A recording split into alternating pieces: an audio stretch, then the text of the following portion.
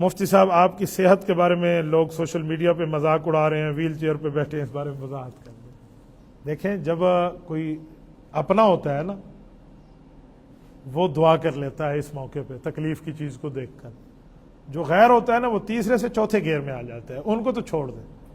میرے پاؤں میں تکلیف ہے، میں اب بھی آپ کے سامنے یہ رکھ کے چل رہا ہوں۔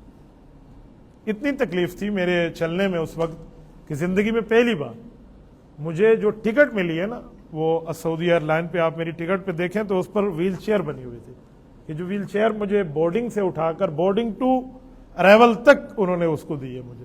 یہ پہلے تو مجھے پتا چلا کہ ویل چیئر بھی کہیں فٹ ہوتی ہے، وہ فلائٹ میں رکھتے ہیں، تو اس وجہ سے میں چل نہیں سکتا تھا، یقین مانے بہت مشکل سے چل رہا تھا اپنے پاؤں کی تکلیف کی وجہ سے۔ تو اس پر کچھ لوگ مذاق کرتے تو انہیں کہا ایک نہیں ایک اور مذاق کر لیں، اس پر پریشان نہیں ہوا کرتے۔ میں اس لیے کہتا ہوں غیر ہمیشہ تیسرے سے چوتھے گیئر میں آئے، آپ اس کو ٹاپ گیئر میں لائیں، اس پر پریشان نہ ہوا کریں، اپنے اپنے ہوتے ہیں، باقی وضاحت شدات نہیں ہوتی۔ اللہ پاک ہم سب کو سلامت رکھے۔ کسی کی بیماری پہ لوگ ہنستے کیوں ہیں؟ یاد رکھیں اگر کسی پہ ہنسا نا، من ضحک ضحک، عربی زبان کا ایک مقولہ ہے، اس کا معنی ہے جو ہنستا ہے پھر اس پہ ہنسا جاتا ہے، پھر اس چیز میں بندہ مبتلا ہوتا ہے۔ میں تو بد دعا نہیں کرتا، میں تو سب کی صحت یابی کے لیے دعا کرتا ہوں، اللہ سب کو سلامت رکھے۔